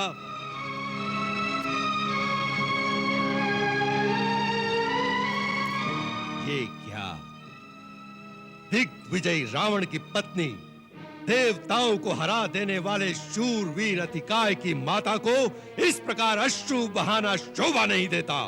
माँ का हृदय माँ का हृदय होता है, भले ही वो किसी शूरवीर की माँ हो। माँ का हृदय अवश्य रोएगा। तुम पुरुष लोग इतना अत्याचार मत करो कि माँ का रोने का अधिकार भी छीन लो। जो माँ राजमहल में रहेगी उसे रोने का अधिकार नहीं दिया जा सकता, क्योंकि उसके रोने से प्रजा की हजारों स्त्रियां रोने लगती हैं। राजमहल से एक चीख उठेगी तो प्रजा से 10,000 चीखें उठेंगी। दिग्विजयी राक्षस राज रावण की पत्नी, पिता के प्रताप की आन पर अपने प्राण अर्पण कर देने वाले परम पराक्रमी अतिकाय की माता इस प्रकार के प्रलाप करेगी तो हमारे सैनिकों की स्त्रियों की मनोदशा क्या होगी? लंका की महारानी, राजरानी, राजमाता, आपकी आंखों से टपकते आंसू पूरे राज्य में उथल पुथल मचा देंगे। राजमहल का क्रंदन सारे देश में हाहाकार मचा देगा। ये बात याद रखो माता, राज परिवार का एक बहुत बड़ा उत्तरदायित्व होता है। लोग हमें हंसता देखते हैं तो हंसते हैं और हमें रोता देखते हैं तो रोते हैं। इसीलिए राजा को अपने दुख अपने सीने में ही दबाकर सदा हंसते रहना पड़ता है। राजा कभी दुखी नहीं हो सकता। इसलिए आप दोनों राजमहल में जाएं और अपने अश्रु पोंछ लें।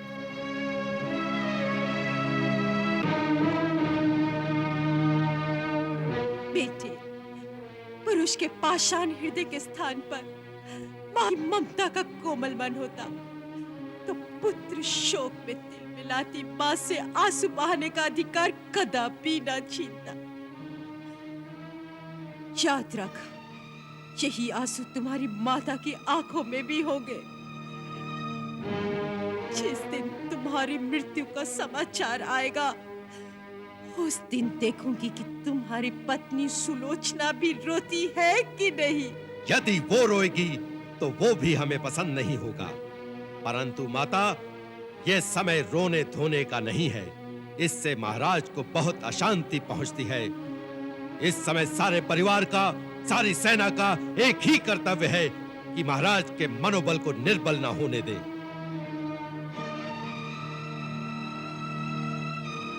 युद्ध आरंभ हो चुका है। अब ये किसी व्यक्ति का प्रश्न नहीं रहा, राक्षस जाति का गौरव और इस देश के मान अपमान का प्रश्न हो गया है। युद्ध क्यों हुआ दोष किसका था, ये सोचने का समय निकल गया है। अब केवल एक ही लक्ष्य है, युद्ध में विजय। उचित और अनुचित का निर्णय सदा हार और जीत से होता है। सर्वदा विजय ही सच्चा कहलाता है। मातेश्वरी, छोटी मां को साथ ले जाओ और उन्हें समझाओ कि आज महाराज के साथ देने का समय है, उन्हें अशांत करने का नहीं। माता, मेघनाद वचन देता है, काका कुंभकर्ण, भैया अक्ष कुमार, भैया अतिकाय, प्रहस्त, देवांतक, नरांतक अपने एक एक भाई के बदले उनके हजार हजार योद्धाओं को मारकर हृदय की धधकती प्रतिशोध की ज्वाला ठंडी करेगा। आंसू पोष दो मां, इंद्रजीत को रघुवंशियों पर विजय प्राप्त करने का आशीर्वाद दो।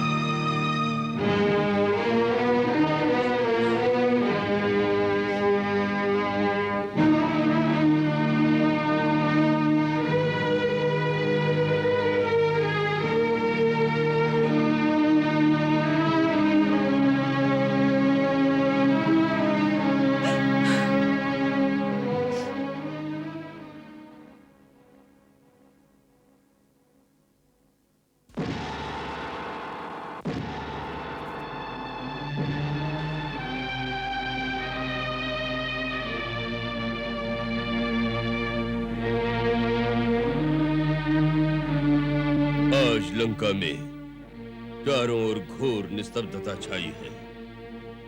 ऐसा जान पड़ता है जैसे किसी भी घर में चूल्हा तक नहीं जला, कहीं से भी धुआं उठता हुआ नहीं दिखाई दे रहा है।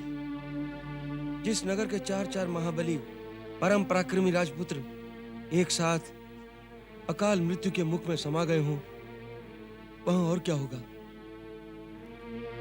युद्ध की विभीषिका का यही दारुण परिणाम होता है। तो क्या लंकेश हथियार डालकर युद्ध विराम की घोषणा करने के लिए तैयार हो रहे हैं? लंकेश की गतिविधि की सूचना का साधन तो विभीषण जी के गुप्तचर ही हैं। विभीषण जी ही बता सकते हैं कि लंकेश का अगला कदम क्या है। अनल को गुप्त रूप से अंदर अवश्य भेजा है। अतिकाय की माता पुत्र शोक में विक्षिप्त सी हो रही है। इसके अतिरिक्त और कोई समाचार नहीं।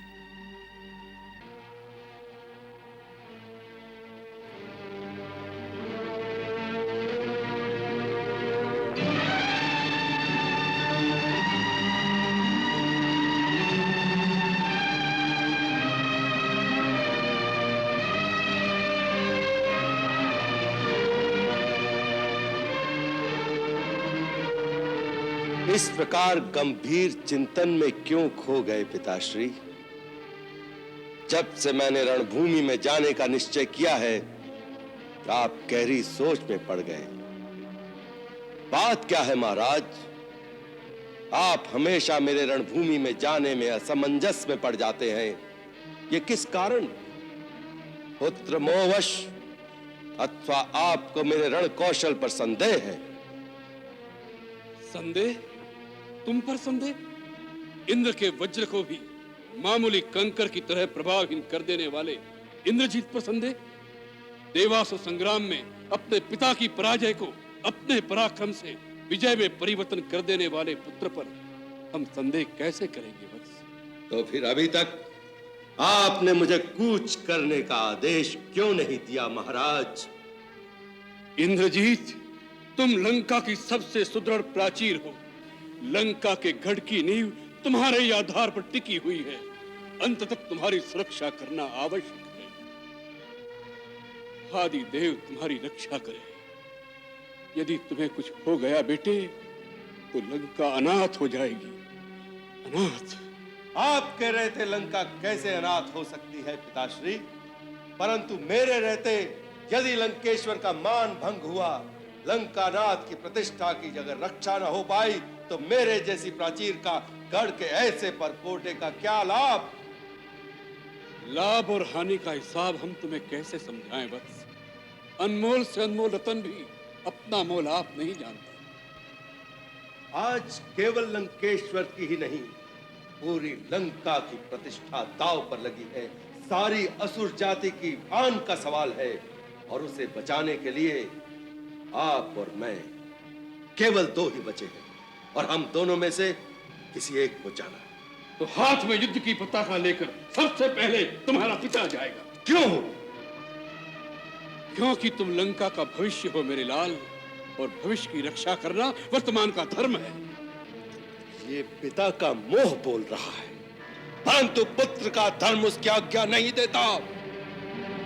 जो पिता के काम ना आ सके वो पुत्र ही कैसा। इंद्रजीत के होते हुए आप जाएं तो धिक्कार है उसे। आपका रणभूमि में स्वयं जाना उस दिन भी मुझे उचित नहीं लगा था। हनुमान को दूत मानकर छोड़ देने के पक्ष में भी मैं नहीं था। अंगद आया और भरे दरबार में मनमानी करके अकड़ता हुआ चला गया। हम तरा देते गए और उनके उत्साह बढ़ते गए। पिताश्री, लंका की प्रतिष्ठा पर अपने प्राणों की आहुति देकर जो चले गए उन्हें मैं लौटा कर तो नहीं ला सकता, परंतु विश्वास कीजिए उनकी मौत ने मेरे मन में प्रतिशोध, प्रतिहिंसा की ज्वाला और भड़का दी है। राम का मस्तक, लक्ष्मण का वक्षस्थल, सुग्रीव, अंगद, हनुमान के प्राण लेने के लिए मेरे अस्त्र शस्त्र उतावले हो रहे हैं।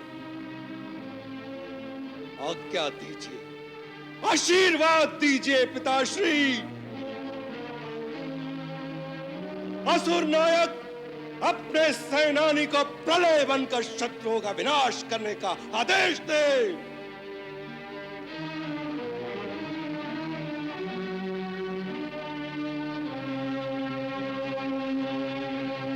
आप क्या सोच रहे हैं? हम सोच रहे हैं इंद्रजीत कि पाताल में भैया अहिरावण ने हमें आश्वासन दिया था कि जब भी आवश्यकता होगी वो हमारी सहायता के लिए आएंगे। वह माया रचने में हम लोगों से भी आगे है, उन्हें क्यों न बुला लिया जाए?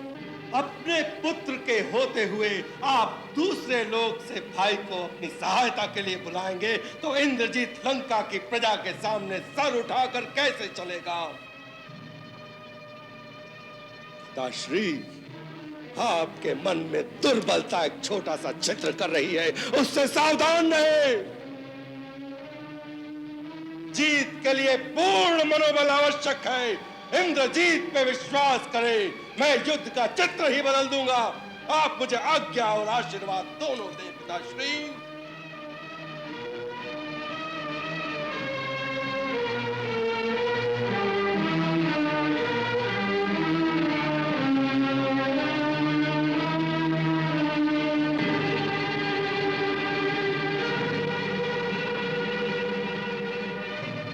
जाओ तात, युद्ध पताका फहराते हुए लौट कर आओ। यही होगा, यही होना निश्चित है महाराज। आज सूर्यास्त से पहले उन सूर्यवंशियों का सूर्यास्त करके मेघनाथ गगन में गरजते मेघों के समान अखिल ब्रह्मांड में अपना जयनाद गुंजाता हुआ लौटेगा। अगर आज मेघनाथ के जयनाद की घोर गर्जना दशों दिशाओं में नहीं गूंजी तो वह शस्त्र उठाना छोड़ देगा और लंका के सागर में जल समाधि ले लेगा। नहीं नहीं, तुम अवश्य विजयी होकर अपने पिता का मस्तक ऊंचा करके लौटोगे। यह विश्वास विद्युत बनकर कौंध रहा है हमारे मन में। जाओ इंद्रजीत, आज नई जीत का कीर्तिमान स्थापित करके लौटो। विजयी भव।